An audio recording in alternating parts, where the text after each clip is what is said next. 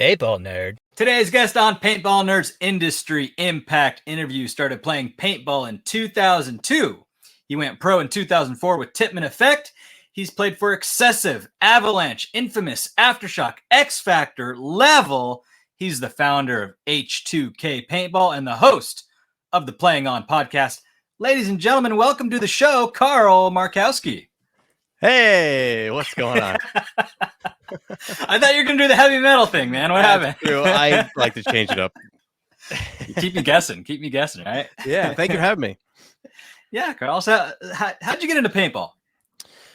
Man, I had a really good friend of mine ask me to play paintball, and I gave him the reaction of like, what is paintball? What are you talking about? Because I was brought up in the whole traditional baseball, football, soccer, that whole thing, and never heard of paintball in my life. And asked me if I wanted to go out one weekend. I was like, yeah, sure, why not? He's a good friend of mine. He's not going to do me wrong.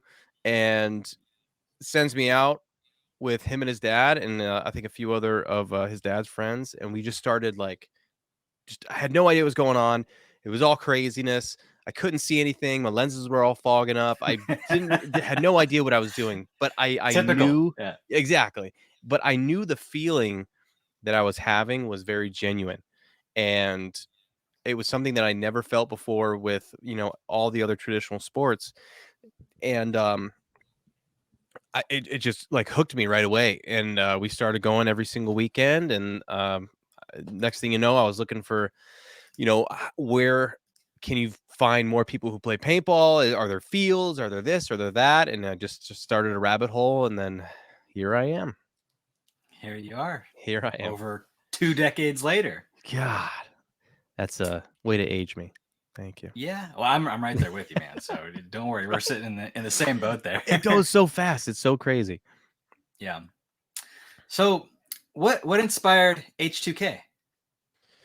H2K for me was it started off as just kind of this mantra, this thing that where hard to kill. Yeah, just kind of be hard to kill. At the indoor we had a group of guys that had this little thing called Kill Your Face, and they were like KYF, and they were KYF kids and all this thing. And I was like, all right, I want to do something a little different. I want to try something, and thought of H2K and the whole hard to kill thing. I started writing it on everything and just kind of like telling myself, be this, be H2K, be hard to kill on the field, be a menace. And I tried to emulate that throughout my career. And sometimes it worked, sometimes it didn't. So is the logo your handwriting? Yeah. That's awesome. That's really cool. Thank you. I had like a block lettered one somewhere, and then I was like, I just kind of want to redo it a little bit, and then just kind of started messing around with different things that I was drawing, and I was like, let's keep it simple. And I looked at it and I was like, man, I changed the 2, and I was like, there it is. We'll do it there. Dude, I've always wanted to invent something, like not just in paintball, but I always thought, wouldn't it be cool if you could identify a need that everyone has and no one knows that they need it yet, but once you invent that thing, they'll know that they need it. And that's what you did with the tank tool. It's like, of course, right? It's one of those inventions that everyone says, of course, why didn't someone think of this sooner? So how'd you think of it? How'd you come up with it? Well, it was a lot later than what I feel like it should have came out. Yeah, I agree. Yeah. It was just, I always, given the game itself, I always thought of myself, especially the position that I played, was a problem solver, right? You have a problem of somebody being in front of you who doesn't need to be there, which is the enemy. You take them out, you solve the problem of people being in your way to hit the buzzer, and you hit the buzzer or whatever it is. And I always thought about that same thing with life, being a problem solver. And I always I like puzzles, and I like doing stuff like that. And I just see, one, I don't know exactly when it was, but I was degassing, and I was like, man, there's gotta be a different way. How are you degassing? Well, I had an extra ASA. I had a smart parts on off ASA that I would just like screw on and then do that. And that was, but before that, it was like when they started going to the through lines, instead of like the macro line. When I had the macro line, I would just go through the macro line. It was finished. Same. But I mean, that's a dying thing. So so I carry around the extra, the on off. But that only solved one problem, right? It was only one problem of degassing the tank, but now you also run into this other problem that you have the regulator that sticks, 70, 80, 90% of the time. Sometimes you can get off by hand. Most of the time I had to like do just a little dink on something, but first I had to find something to dink it on. Yeah. And the majority of the time it was like a picnic table or something like that. So a lot of people always tell me like, oh, this tool is you're gonna ruin your fill nipples and this, and you're gonna do this. I was like, if I have gone through my entire career smashing a fill nipple on the side of a picnic table, I don't get me wrong, I'm sure people have cracked them, but I just never have, and I don't really know anybody who has. If I can do that, a little torque with an aluminum tool, I don't think is going to do any damage to a steel fill nipple. So, Yeah, exactly. yeah, I just kept running into that issue, and eventually one day it just kind of smacked me in the head, like, oh, we have to figure something else out. We have to do something. And I went to the drawing board, and I even have I don't know if you can be able to see this, but like even my old drawings of like trying to figure like out exactly what it's going to look like, what it's going to do. This version, let's see if it's the right way. At first it was called the tank spoon. And Looks like a I had pipe. exactly, it served multiple purposes. But Naturally.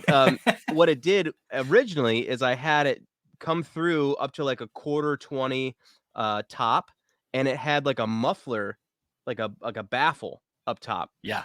Yep. And what I was going to do with that was like be able to put like a gauge on top of there so you can test your regs and everything at the same time. So we're actually going to integrate that possibly into more versions of Tank Tool in the future. But this one was just kind of a rough draft, and then we eventually got to the design where it is now. Got to the design, and we solved one problem of degassing, but then it was also a major thing for me to have an all-inclusive tool that also helped you take your reg off. And that rattled my brain to really try and think of the most practical way to do it. And at first it was, I'm sorry if I'm rambling, but at first No. it was, I was going to slip it over top of the hex of the fill nipple and try and do it that way. And I was like, okay, well, that didn't, it doesn't really have a great grip on it.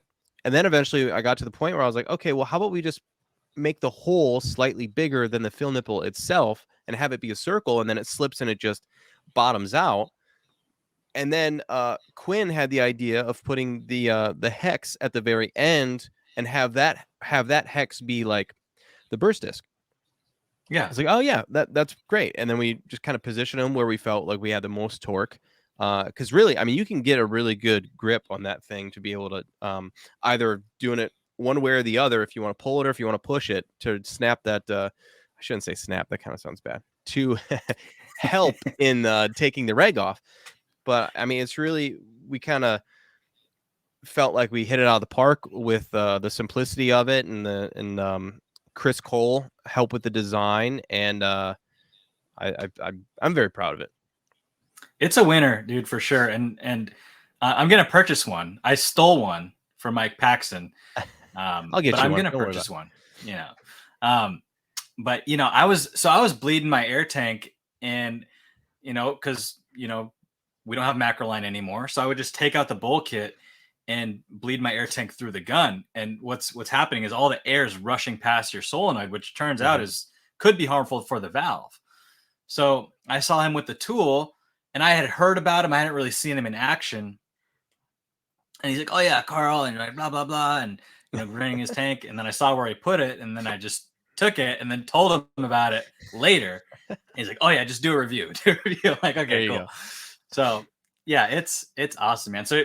So I think it'd be a cool iteration, like a Gen 2, a 2.0 with a reg tester on it, or like a gauge on it, like you said. But then it's more stuff, right? The simplicity of it's really cool. Yeah, I mean, we have a version 2 that's going to be coming out. That's going to be it'll be more versatile, but it'll be the same footprint.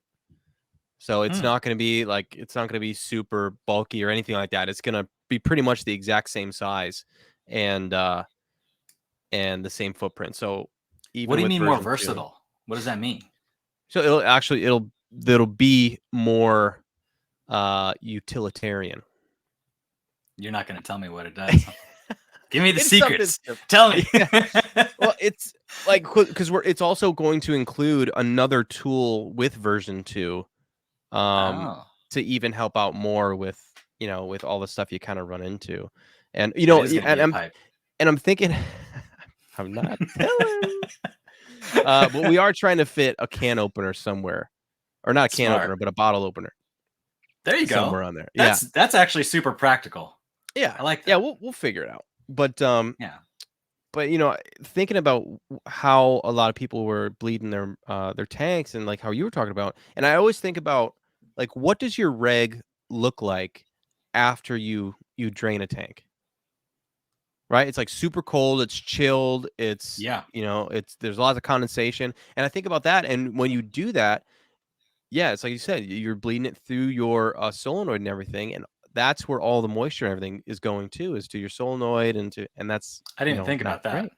Yeah. Yeah. So the more and more I saw people doing that, I felt the more and more it was a need to really try and figure out a practical way to do multiple things that we all had to Yeah. do as a traveling paintball player. Every traveling paintball player should have one in their gear bag. Yeah. What else are you working on? What other cool stuff is H2K working on? Ah, man, we have a few things in the mix. I wish I could tell you, but it's I've had to keep this thing for a secret for so long. And then but yeah, we're working on multiple things. We're working on a little feature to work with universal goggles. Like, it'll be a universal gadget for like a multiple high-end goggles. Okay. We're working on a soft good line at the moment, and we have a lot of ideas on the whiteboard, and a Right lot of on. really good ideas on the whiteboard, and it's just bringing them to fruition uh, amongst the chaos is the tricky part. Yeah. It certainly is. There's one thing to come up with an idea, but bringing that idea to something that you can hold and touch and feel and smell Yeah, is a different ball of wax there. there is. But you're making it happen, Carl. Man, I'm stoked on what you're doing. So I appreciate it, man. can't wait It's to see not what it's else not you come much, out with. but yeah, Yeah. we're a pretty modest little company, but we like making products that that appeal to the common player and to the Mhm. everyday player, or even to the tournament player. Along with, we're talking to companies about making some milled markers. We did some printed markers with Planet Eclipse. We did some anodized markers with dye. I like making and creating. I don't want to say that I don't like anybody involved, because I like being involved. I like bouncing things off of people, but I very much like creating and stuff. Like, I do the designs. I did the backing. I don't know if it probably didn't come with his, but I did the graphics for the backing of the tool. Um, I did the shirt designs. I thought of all the concepts for the markers and everything. I truly enjoy just being involved in the process, and Yeah. I also can't afford to pay anybody else to do it. So you kind of It got to do it works out yourself. great. Yeah, right. Cool. Well, Carl, man, you've been in it for over 20 years. I'm sure you've got some amazing memories in paintball. Tell us about your favorite memory in paintball. Oh man. I have a couple. One of them was definitely my first day of practice, or actually trying out for excessive, when they invited me out. I had a one-on-one, or not a one-on-one, but it was just a snap shooting drill that Rich Telford pulled me aside for, and um, I shot him first, and then every ball after that, which was probably about 100 or so, he obliterated my knuckles, my neck, my face, everything. He was just Rich is a monster gunfighter. And so that was kind of burnt in my memory. Um, Winning my first event with them in 2006 at an NXL event. And man, there's so many with like as my career progressed and my play progressed and the different teams that I was on, and even on Tippmann Effect, I mean, I have so many memories from each little snippet of time with all these different teams and these different players and then these different personalities and people that it's hard to really kind of grab significant ones because each moment was significant because I felt like each one uh just fed off of the prior like moments that I had because I Mm, feel like if I didn't grow in those other previous moments, I couldn't enjoy the ones I was in. Um, for sure. and I don't know, it's just like it's so cool to think back to, especially like how long we played for, and to really hone in on some of the moments that aren't necessarily like the big giant moments too, because just as important as the snap shooting thing I did with Rich and the winning the tournaments that I did with these other teams, sometimes just like being in the car with the team and hearing kind of the ambient conversations that are happening and everything and on our way to the field.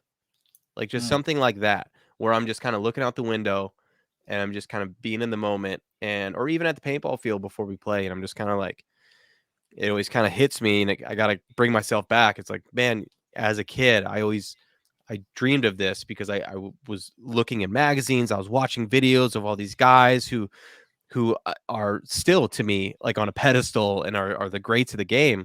And now I'm doing it. And then I kind of get to that position and I just And let it you're all doing it with go. them. Like you're Yeah. watching Rich Telford Yeah. on a video one day as a kid, and then you're sitting in a rental car with him. It's so, but what even today, like even just going and seeing the guys at the event and then going and saying, hey, like I'm acting fine to their faces, but inside I'm still a geeked little kid that I'm friends with Matty Marshall, Rich Telford, all these other guys that are like super Dude, I famous in know. the game and are playing. Um, but I can't say that to their face because I don't want to, I'm trying to like keep it together, Yeah. but it's just Yeah, keep it together. yeah, keep it together, You man. should tell him. You should tell him because imagine if someone told that to you. Yeah, well, I tell them all the time, dude. I was like, I love you guys. Thank you so much for everything. Because you never know. I never know when I'm gonna see him again.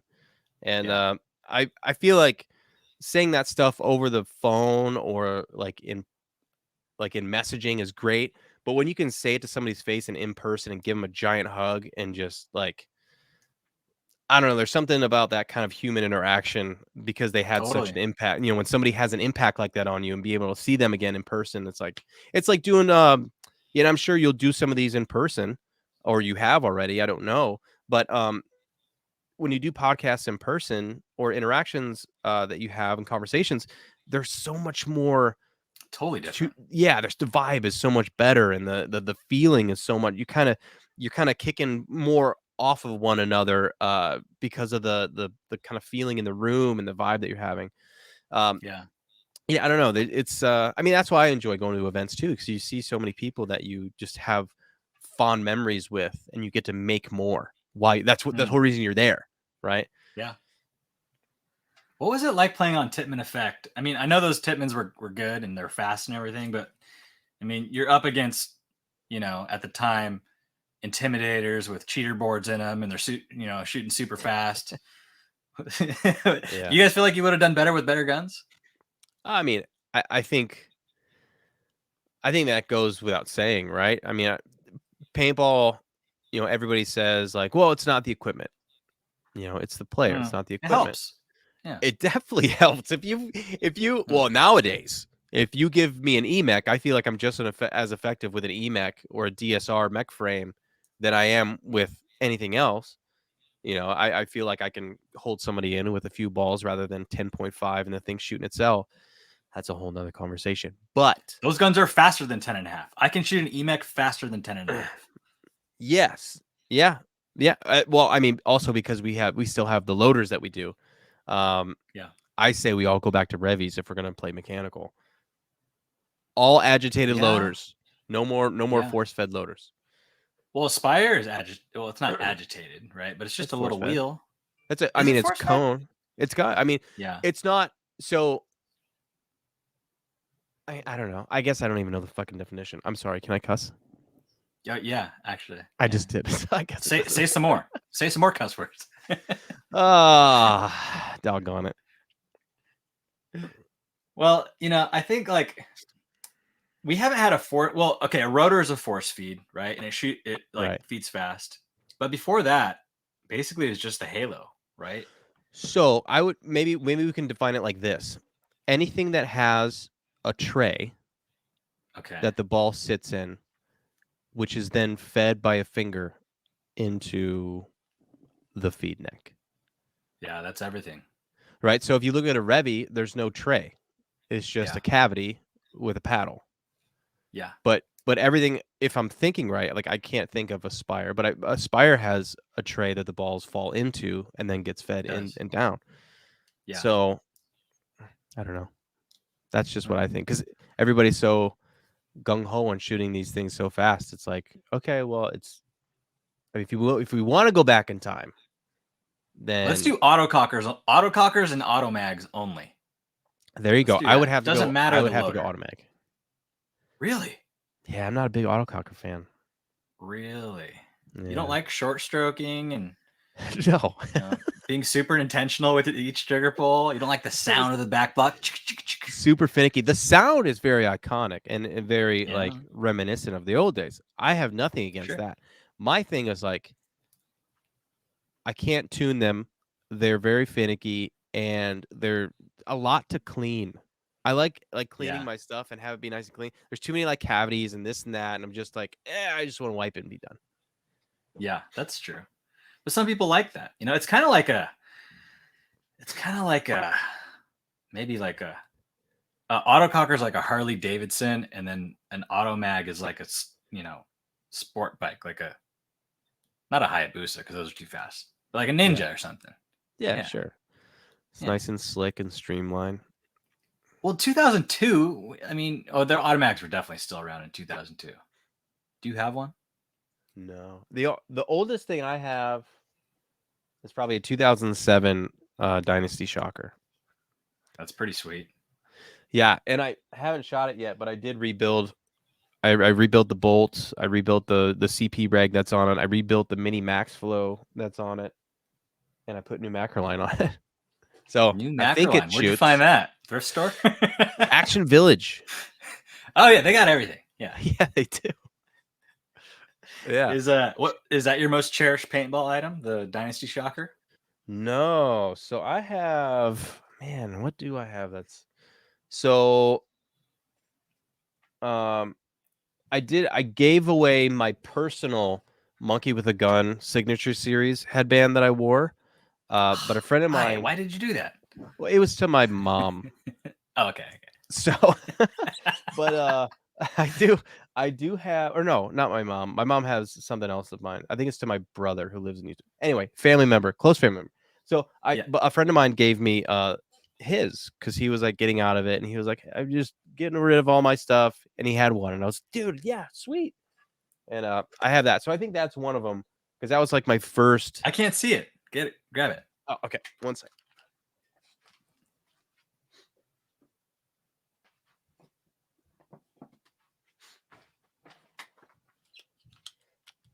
So we were talking about the H2K logo before. This is what it was before. Oh, the new one's way better. Yeah. Way better. So that one's a little more blocky. But this this one. Remember when they came out with like Maddie had one, Thomas Taylor. Thomas, yeah. And see where's it at there? Is that Braille? No, it's just like a part of the material. I guess it might be Braille. I don't know how to read it, so maybe it is. You should give it to a blind guy and ask him what it says. It says Monkey with a Gun, Carl Markowski. That's awesome. It's got your signature embroidered on there? Yeah, the one I had was what Pat gave me, the one that had no signature. It was just a prototype, and that's the one I wore. Because I like odd shit. Like I have a sticker from Pat that he had a bunch that were like all misprints, and he was gonna toss them. And I was like, no, I want that. And it was like one that was printed halfway in the middle, and it was an old school Monkey with a Gun one. And I don't know where that is, but I like old, kind of weird, not old, but like kind of off stuff. Yeah, if it's like something's like flawed or it's like a misprint, I like to have that stuff. Yeah, and I like being a little different. Like I mean, nothing against Dye's like ratchet on the back of their i5 goggle. They have the ratchet. Like nothing against it. It just for me and my weird shaped egghead, like it just kept like undoing itself, and it was just kind of a pain in the butt every time I had to put it on. So I ended up just like makeshifting my own like goggle on the or my strap on the back, and I don't know. I just kind of like doing different stuff. It's dumb. I just like tinkering with things, I guess. That's cool. That's how I mean. That's how you started H2K is because you're a Yeah, tinkerer. yeah, that's true. So over the years, Carl, who's been your favorite teammate of all time? Oh man, dude, I've had so many. Um, I know this is a hard one. God, Everyone that is struggles with this one. You that's can't such, name two people. I can't name two Yeah, people. I have to sure, name you one. can name three, four, whatever you Name like. three. Shout out some homies. Yeah, dude, my everyone. So all my friends back on Tippmann Effect, uh, Maddie, Rich, Nikki, Michael, everybody on all the accessory squad. I was see that's what I think too is like I was friends with almost every single one of my teammates that I've had. I feel like there's a very small handful of ones where I'm like, I don't really like that guy. I'm gonna keep it Yeah. myself. But Can you tell us who those players are that you don't like? uh, I didn't get along with Frank Connell at first.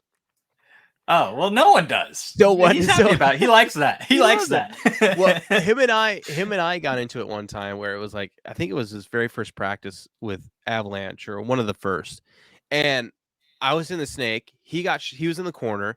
He got shot out. I came up and I did a snapshot, and he's already come. He's like standing up in the corner because he's shot, and I put one square in his chest, and I come back down, but then I come back up because it was just like a quick thing, and he does his whole like, "What are you doing, man?" He does that. I love Frank. I'm not. This is not me making fun of Frank. I love Frank, Yeah. but he then pulls up and starts going to town, and I only have like half a loader, so I like kind of pull up halfway and I try and load and do this. I'm like, what is going on? And then, but we are friends after that. But Yeah. there's always, uh, ego bumping every time you get on a team, and sometimes as a newer player, you have to check your ego. And then other times, I feel like not a lot of guys lean into their ego enough to get the job done, Yeah. And I don't think I'm not a big fan of like checking your ego at the door because I feel like all the great players have an ego. I mean, it's At least confidence. well, yeah, and having an ego doesn't mean you have to flaunt or be a blatant asshole or do anything like that. Just having an ego means you have experience and you have confidence, like you said, in your play and your ability. Yeah. Um, Anything beyond that, I mean, is just an adjective to who you are, right? Very well said. How about favorite player to watch? Ooh, I've I've always been a big fan of Fedorov and watching Oh him. yeah. I was a big fan. So I have these giant posters actually that I had Clint Riddle. Um, he painted them for me, and they're like this big, this wide, and they're like headshot portraits. And I have them of all the players I love to watch and had kind of an impact on me. And it was Fedorov, Max, Oliver, Lundqvist? yeah, Max Lundquist, and Oliver and Rocky Those would Kegner. have looked really good in your background, but you didn't want to Dude, put them up. I'm debating on how to like I don't know if I should frame them or what I should do with them, but like those guys are not only I enjoyed watching, but I thought were just like kind of played the similar position, and I think that's kind of why I enjoyed watching them. And they were all younger guys too, and Yeah. but I think Max for me was I always thought he was like so humble and cool to talk to. I became friends with him early on from Tippmann Effect, and just he was just so nice. And I always want to be like, I want to be that nice guy, but I also want to be like a beast on the field. And I felt like he kind of emulated that. And he had very much his own style when he played too. Not just like, what he wore, but how his body flowed. And I feel like that too kind of separates players is how they because a lot of players who play the same and they do the same things and they do this, they tend to kind of like bleed into everybody else. It's kind of like, I don't Mm. know who that is because they don't really stand out, not because they're not good, but they just have the kind of the same style as everybody else. But if you watch a lot of the really good players out there, they're all very distinct in how they play. And I felt like Max had a very distinctive way that he played and how he used his body on the field. And I always tried to. He played like he knew where his body was, his foot placement, his everything, and his diving. And I thought that was really cool to watch, and I felt like I wanted to kind of play like that too. Was there like a singular move that he did that stood out for you, or was it more like his style was something that you wanted to emulate? It was definitely style, I would say, because there were so many moments like watching at any open, um, watching him play. I think it was with the Russians when I believe they beat Dynasty. I think it was Dynasty at there. I'm so bad with like the memory with the events and who won and then this and that. But I just remember like watching that and watching him because he wasn't one of the Russians and he was, and then watching him in 7-man. And it was just, yeah, his flow and his style on the field was kind of mesmerizing. It was like, oh, I want that to be a part of my game. Yeah, that's a good one. Yeah. So you had Rocky, Yeah. Fedorov, Max, and there was another one, right? Oliver. Oliver, of course, Oliver. Yeah, Hmm. And I think they all yeah, kind of had their four corners, right? for sure. Um, we covered Max. I think Oliver being as young as he was and as prominent as he was as a player, Yeah, um, and as dominant as he was, I think that's kind of who Oliver was. He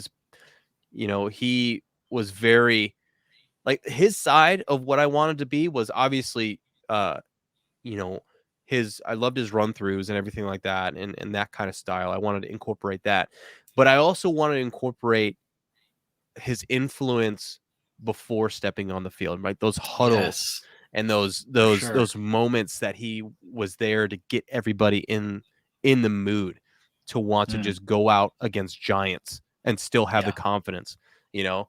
And that's what I want to take from Oliver. And then from Fedorov, I wanted the technicalities, yeah, the precision, the uh the being able to break a field down to inches, to knowing that you can just step out here real quick, do that, and then do this, and then you see him flip over this. Like that's what I want to pull from him, was with his athleticism, um, mm, and his ability to just do whatever he wanted because he was so technically sound. yeah, And then with Rocky, I felt like his spontaneity, right? His just kind of crazy, his hair's all over the place, his spontaneity, his willingness to do whatever it takes to win. And that's, I need to get him on the podcast too, because I want to pull some more information out of him, because I really don't know his story, but I've only seen a few games that he's played throughout my career and videos and stuff. But I felt like that's kind of what I gained from just watching that little bit, was like, he'll do whatever it is. It doesn't, yeah, it, however dirty, however nasty, however like, fast, slow, whatever it is, he's just a soldier, and he's that front guy, and he is that one that people will count on to go do that.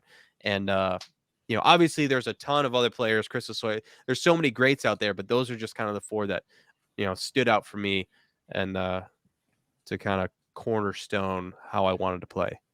yeah. Those are good picks, and I mean, even though they've all kind of played during the same time, they're kind of from different generations. Like Rocky is from Yeah. a different generation. He's from an earlier generation, right? And then I would say that next would be Oliver. Oliver and Max kind of played in the same generation, and Fedorov is kind of new. Like he's the new generation. Like I remember when I first saw, every time someone mentions Fedorov, I have to tell this story because I remember the first time I saw him was, or the first time I noticed him was that moment. I knew I was going to never forget this kid. Um, it was when the Russians first started playing the NXL, and he was running to the snake off the break, and someone was at home shooting him. They're trying to shoot the snake off the break, and he was kind of starting his dive into the snake, but instead of like diving like a mere mortal, he pulled up his gun and shot like 3 balls at home, and then completed his dive, and those 3 balls like all hit the guy in the face, like. And I was like, what is this? Like, what planet does this guy come from? So that technicality that you're talking about, it's like he's the first person that I saw that was like you can dial this in, like you can dial paintball in a way that's I've never seen before. Yeah, and to kind of play off of that too, when I was there at Any Open, 04, I believe it was, and I was watching that. That's when I learned also that I have to learn how to run and shoot. Doing and seeing the Russians do that, and seeing Dynasty kind of sort of do that. But watching them succeed and seeing what they were doing, I was like, if I want to be better as a player, I have to learn that ability. And ever since then, I always, drilled running and shooting and just hitting targets and just being accurate. And that was another big thing for me. Like, even to this day, I'm very much accuracy by the first 2-3 balls. Like, those are the most accurate. I can't do the accuracy by volume because I feel like if you can put 2 or 3 or even 1 accurate paintball either in somebody's face or very close to where they flinch, you can move down the field because they will go in. And if I could do that and either hit them or get it close, I could be successful in moving down the field and doing what I need to do, even on just a loader. I mean, a lot of people tell me, it's like, how do you do that without even shooting? Like, there's games where I've gone out where I've had 5 packs or 4 packs or whatever it is, or 3, it doesn't matter, but I only carry 4 pods with me. And there would be times where games rather, where I would go and maybe I'd load once or twice during the whole game, the whole match. But those certain points, I'll maybe go through half a loader, and I'll finish it out. But I'm very much on, and also the position that I play. I mean, it's not a heavy gunner position, but it's like I'm just very much having to dial in accuracy. Even to this day, I feel like I need to rely on that to play the game style that I have. Yeah, I think it's important to be intentional with every ball, and even in today, and I mean everyone is light years ahead of me. I've been out of X-ball for a long time, but I still see people today that blow up their bunker before they even come out. There's like blah blah blah blah blah, and it's like, dude, you're just broadcasting that you're about to come out. Or even when people are somebody's running somebody down, and they shoot the person's bunker like 4 or 5 times before they get to him. Like, yeah, just tell them you're coming. Why don't you just tell them? Yeah, just like, I'm coming to get you. Just put 2 in his back, or 1 in the back of his head, 1 of his back, and then move on, dude. I'm never one to like shoot a guy a bunch of times. Like, I want to shoot him and move on as quickly as possible. That's another thing that the Russians did a lot. Or I feel like they kind of pioneered, is they didn't bonus ball. They didn't waste paint on bonus balling. It's like as soon as the ref went like this, like they're moving on to the next target. As soon as they know they hit someone, they didn't just like waste shots. Yeah, I've been pretty sure they got bonus balled a bunch though. Yeah, I sure did. Yeah, I did. Yeah, of course. Carl, what does it take to get to the top of paintball? A lot of paintball and nothing else. Yeah. I mean, to be real, I think about it, and if I didn't clear out all the other distractions early on when I was discovering the game, and when I was trying to be a competitor at the highest level of the game, if I didn't clear out the distractions, I don't think I'd be where I am. And I think it'd be the same story. And to go along with that, I think the people that you meet through your journey, I think the more friends that you make and the less enemies, that 100% helps you grow and navigate your journey, is making friends, because For they help sure. you make right decisions too. But but it's getting rid of a lot of distractions, becoming obsessed with the game or whatever it is that you want to do.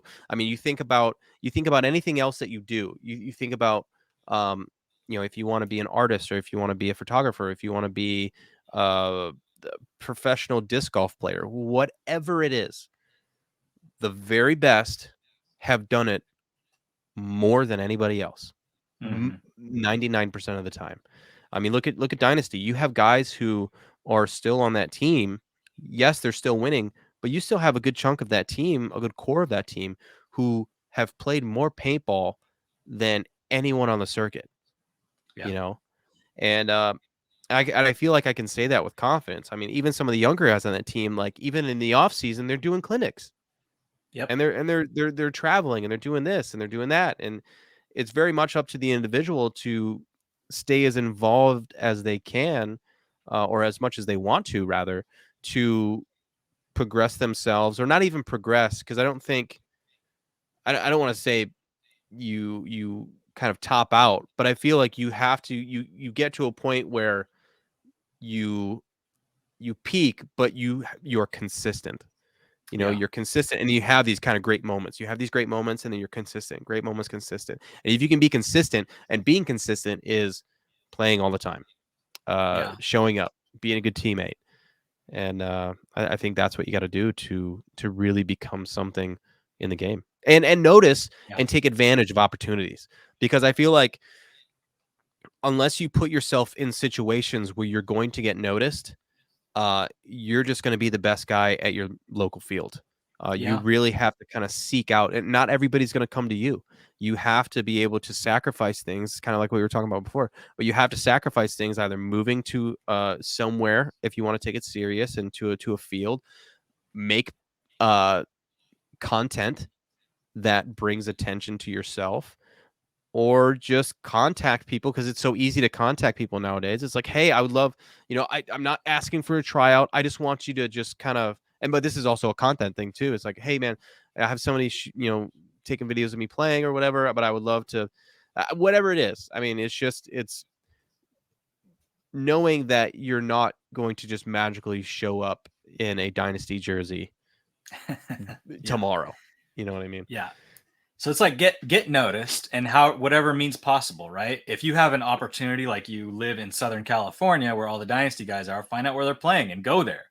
Like, get noticed. And I like what you said about like you can peak and still progress, because I'm a firm believer that paintball is kind of like a musical instrument. It is a perishable skill set. A lot of the things in Yeah. paintball are perishable skill sets. So no matter how good you are, you can lose those things. You can have some rust that needs to be knocked off. So Yeah. it's important to keep playing, man. And like Ryan Greenspan plays all the time, even if it's just teaching clinics. He's still. They say that one of the best teachers is teaching other people. So Yeah, yeah, true. And I can say with confidence that I've peaked at my game. I'm not getting any faster, but I feel like I can be fairly consistent. I might not be at yeah. practice, because practice is where I'm trying my shit out. And Hmm. then that's how it's always been. It's worked with some teams. Some teams want you to perform at practice, because they think that that's how you're going to perform at the tournament, which is true for some guys. Some guys are amazing practice players, and then it comes to the tournament, and the pressure gets to them, and it's kind of Yep. like the moment gets to them. And I've always been a player where it's like I'm trying everything out. I'm learning the field. I'm learning the things that can be done on the field at practice, and then by the time the That's tournament where to comes do it. around, yep, yeah, and it's having confidence in those moves to be able to do them at the tournament. And Yeah. but I feel like I can be fairly consistent with the amount of paintball that I play, uh, by knowing my abilities and what I can Yeah. and can't do. And I tell people, I was like, I can't, put me on my feet at this point. I'm not really feeling this or that or this or that. Like, I feel like I can do that. Um, but it's also like I'm 37. I'm not the youngest guy on the team, or even when I was with Level, it's like I'm not the youngest guy on the team, but I'll play any position. But if we have a young buck that can go do the job, be my guest, please. Like Yeah. go make it work. But I came out of in a generation two where it's like you had to kind of learn how to play everywhere, especially when X ball started progressing. It's kind of like you Yeah. had to go to a corner, but it's not like you're going to be stuck in that corner. You're going to have to still move down the field That was a front at some spot point. Yeah, because 100%. it took wheels to get there, Yeah. Yep, absolutely. So, yeah, it takes a lot of time and dedication to get to the top for sure. What are you most thankful for that paintball's given you? Dude, the people. The people, the people that I call friends, the people that I call um just fellow players and content creators and uh just competitive natured people who I call everybody, friends. I'm so grateful for those guys because I feel like it's such a big chunk of my life Mm, that we've all, and it's a mutual thing too, right? Because we've all sacrificed so much to be at those tournaments, and we know what we did to get to that point with all the practices, with all the missed birthdays and everything else. We yeah. know what we're all there to achieve, and I think there's this kind of like baseline respect for everybody when you're at these tournaments because these are all the best of the best and the most ones who take it the most serious. And that's what I enjoy is the camaraderie across Mm, the board with everybody, and it's not even just players. It's people in the industry yeah. itself. And I might not agree with everybody and the decisions or the way certain things are going, but it's not. It's my place to have an opinion, but it's not my place to direct a ship. So, Yeah. But I'm very much appreciative and of the whole situation, the friends that I've made and the people that I've met, throughout the years. Yeah. Awesome. Well, Carl, thank you so much for your time here. Is there anything that Absolutely. you'd like to part with for the paintball community? If anybody would like to pick up a tank tool right now, we have some limited options for the moment. We're just getting ready to actually sell out of what we have, but we have a shipment coming in. If you are looking for one, though, we do have some CM custom pro versions. That's our most stock that we have right now are those. But you can find all those over at H2KPaintball.com. And yeah, just enjoy life and play paintball. Awesome. Thanks, Carl. Yeah, thank you, Zyzek. Have a good one, man. And hey, thank you too for you're another one that is now putting out content and for things to for things for people to get involved in and for more eyeballs on the sport. So kudos to you, my friend. Thank you for doing this. Thank you for the review on the tank tool, and Yeah. I very much appreciate it, sir. Yes, sir. Take care, buddy. Absolutely, you too. Have a good one.